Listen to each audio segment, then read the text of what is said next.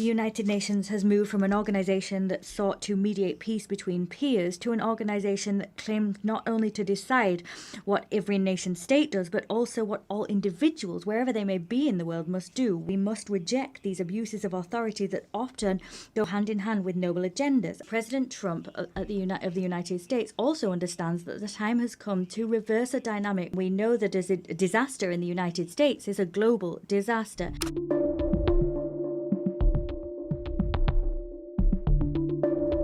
A las autoridades de las Naciones Unidas, United Nations authorities, representatives of member states, all citizens closely following this summit, good morning to you all.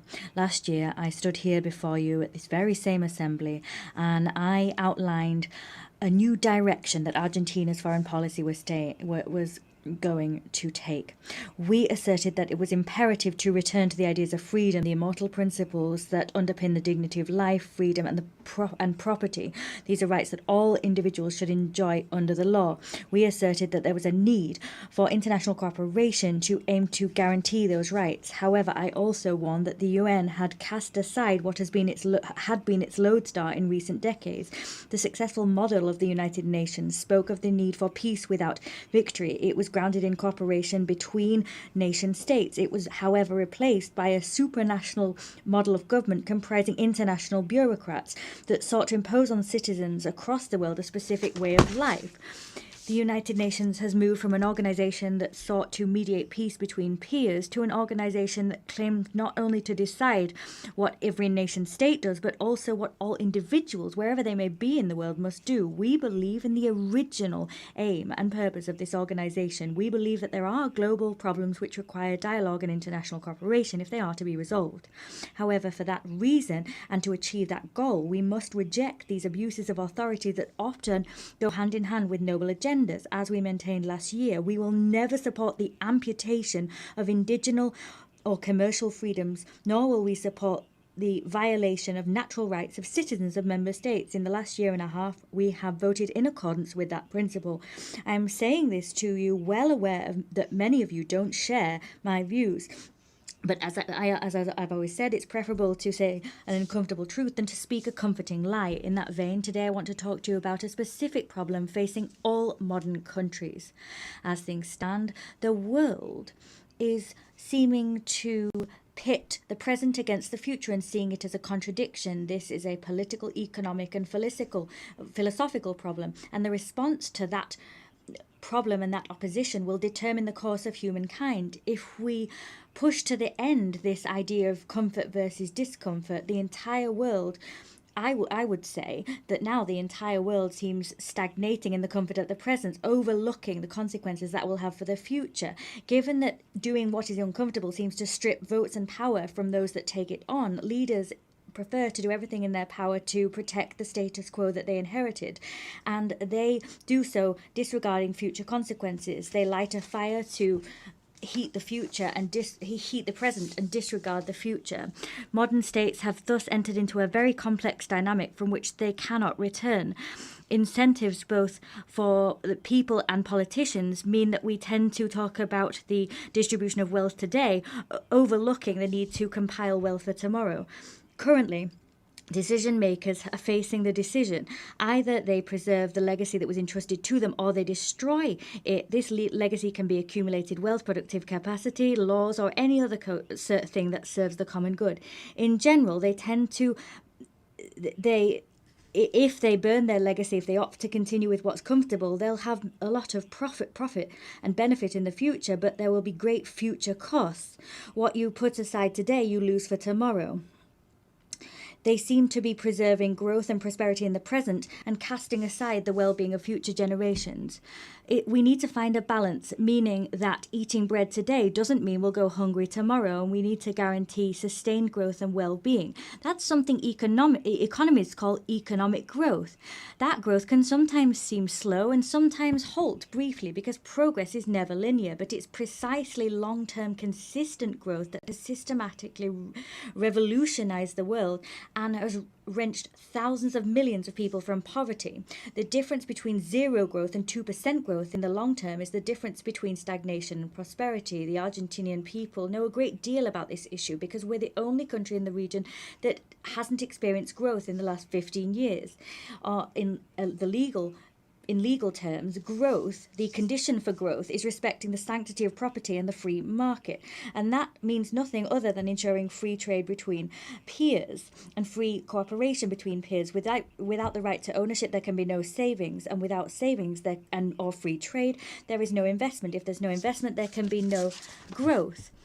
But it's not in anyone's individual political interest, apparently, to respect these principles, because it is precisely when we expand the state that individual freedoms of citizens are eroded. And we simply seek to protect ephemeral present well-being to earn votes, and that's what our politicians do. Accumulated wealth decreases over time with this way of moving forward. And so what we're seeing now is countries are increasing public expenditure, but that doesn't ultimately create wealth. It rather destroys wealth. With that in mind, politics gains power on two fronts. They get democratic legitimacy and they obtain resources that they can spend. So politics has a double incentive to foster that intergenerational betrayal, because despite the fact that people lose in the future if this course is followed, there's short-term gain. A great man may be that who sows trees whose shade he will never enjoy. The great man might be the one who cuts down the trees that others sowed. But this cannot continue. This is the major trap that all nations are succumbing to. When this process is continued, growth stagnates. When growth stagnates, the demand for redistribution of wealth grows ever louder. So populist policies and the calls for them become stronger and stronger. These policies appeal to envy and resentment. And the ultimate conclusion of this process is vulnerable young people suffocated under the weight of a state that they know is only there to exploit them. Fiscal expansion, monetary expansion, and the expansion of state power is suffocating individuals, and that's all part of a pattern which we're seeing across all countries, particularly those who claim to make up the free world. But the problem is not only one of economic policies. We also see it when there are violations of equality before the law, or when we indiscriminately open the doors to immigration for political reasons. On the contrary to what we don't see there is immigration, we see invasion. International cooperation bodies has this one among its number, and such international organizations are not alien to this problem. As the years have passed, this organization has acquired responsibilities that run counter to its founding spirit. It has created layer upon layer of organizations, agencies, and programs until it achieved this hypertrophy of administrations that are barely effective when it comes to resolving the problems for which they were created. Responsibilities that the UN's taken on have swelled and swelled, and in step with that, the contributions made by member states have swelled, and in turn, the palpable results that this organization has achieved have greatly reduced. They can't offer the world what they could. There's this cocktail of incentives, and in addition, you have in this organization, unlike how it was, international organizations now see a situation whereby no one's really held accountable for their failures to resolve problems. This contradiction between lofty goals and scant results has created the erosion of the prestige of this House. Without going further, the poor results of Agenda 2030 bear witness to what I've outlined above. What continues to be seen in practice is a cycle whereby we recycle structures. There's more and more being spent and more targets being set. For this region, Argentina decided to step aside from this process because we saw in Agenda 2030 the improper expenditure of scant resources for purposes that we don't share in order to distract attention from the real global difficulties. The world is on course for stagnation, and that's why we stood apart. I need to raise the alarm here because in Argentina, we've seen the natural consequences of proceeding in this way. You keep doing what's comfortable, but then you end up out of step with the future. In other terms, what I'm saying to you is that we're speaking to you from a future that hasn't arrived to you yet. And you've still got time to avoid this problem, because no society will survive if it sets fire to the future to simply heat the present. In my country, we've learned the hard way a very valuable lesson. For decades, we jeopardized a future in order to distribute the dividends of the present. In 2030, we finally got to a point where we'd had 100 years of doing things improperly. We'd been kicking the can down the road, but there was no one left to kick the can to. And then what happened was what I outlined previously. Our state crumbled as a result of this implosion. For the last year and a half, we've taken on the Herculean task of administering and managing extreme scarcity. And for the first time in decades, we're doing what we have to do for a better future. So the only way to usher in that better future is to do exactly the opposite of what we previously did. What we're doing stands in opposition to the rest of politics. That politics asks us to do what everyone was doing for years and what has pulled us into decline. They're asking us to jeopardize our future to meet present demands. They want us to apply the same remedy that we did 1,000 times, and that's exactly what brought us here. But I'd like to say clearly that Argentina has a government that decided to undertake the right path, even though it's the thorniest one, because prosperity and progress for our peoples cannot be delayed one day longer. However, we are not the only ones that are taking difficult decisions at this juncture, as history demands that we do. President Trump of the United States also understands that the time has come to reverse a dynamic which is leading the United States towards a disaster. And we know that as a disaster in the United States is a global disaster. His unflinching and successful policy in terms of halting illegal immigration makes that conviction more than clear. He knows that he must do what's necessary, even though many may not like it, before it's too late. In other countries, for example, it's already too late to take the decisions he has. That's not only what's important. What Donald Trump is also doing is restructuring the terms of international trade in an unprecedented fashion. That's a titanic task which gets to the very core of the global economic system, because that system has been gnawing away at the industrial heart of his country, and the country now has an unparalleled debt crisis. Furthermore, he's undertaking a cleaning up of the institutional capture of the American state, because it's being infiltrated by left-wing factions that were seeking to undermine any reform program that was necessary.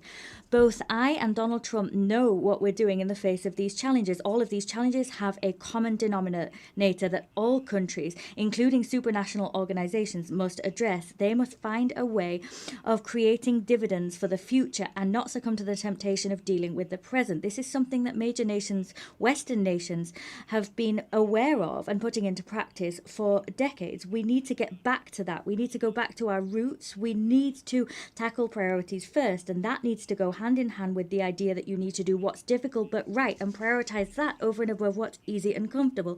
As I previously said, this also stands for international organizations that have gradually been integrating such actions into their ecosystem. I think I speak on behalf of all of you when I say that the UN must lead the charge when it comes to this paradigm shift. They must return to the roots that made it the great organization that it once was in the past. I wish to humbly lay before you as an assembly 4 principles that we think might serve as we seek to achieve the aforementioned goal. 1. The principle of a core mandate. The central mission of the United Nations is to preserve international peace and security. Everything else must be viewed as complementary to or in service of that goal. The strategic management of resources of this institution consequently requires that we stick to our priorities and not take on others. Secondly, the principle of international subsidiarity. The UN must tackle an issue solely when it is patently clear that the problem demonstrably exceeds national capacity for action. In all other cases, it is right and proper to return the initiative to states. They are the ones who have the democratic legitimacy and answer to their peoples. 3. The principle of institutional efficiency. Argentina has undertaken a process whereby it seeks to optimize the state. We've eliminated redundant structures and returned resources to taxpayers.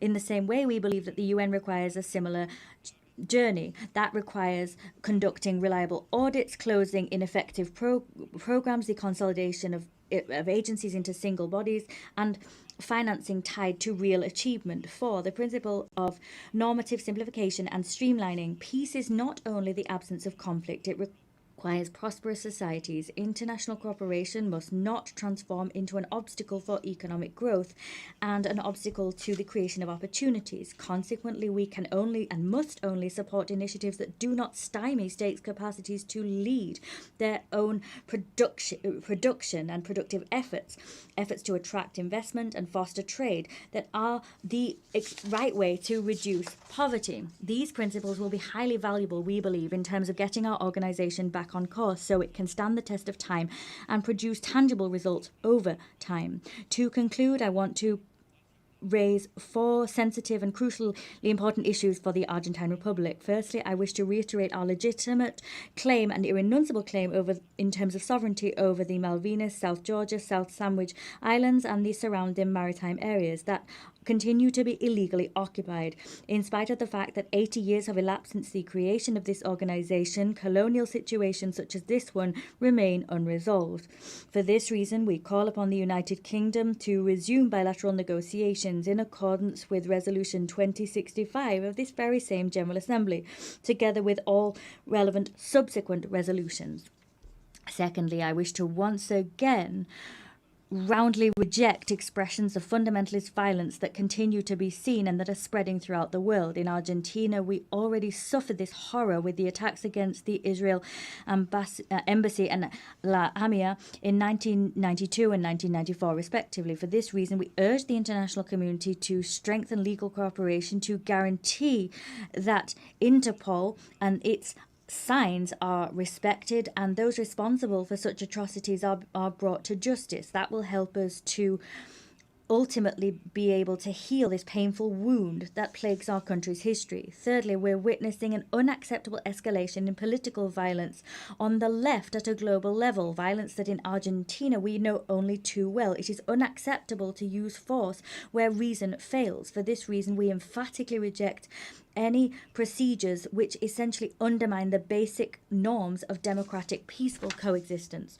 4, to the situation of the Argentine citizen Nahuel Gallo, who was abducted and detained arbitrarily in Venezuela without charge, with no legal assistance or consular assistance. In simple words, this is a forced disappearance. We demand that the Venezuelan government release him immediately, and we appeal to the international community so that this legitimate claim is heeded. This in defense of the most basic principles of international law and human dignity. Finally, we reiterate our demand for the immediate release of the hostages which remain captive in Gaza. Finally, may God bless the free world. May the forces of heaven accompany us. Thank you.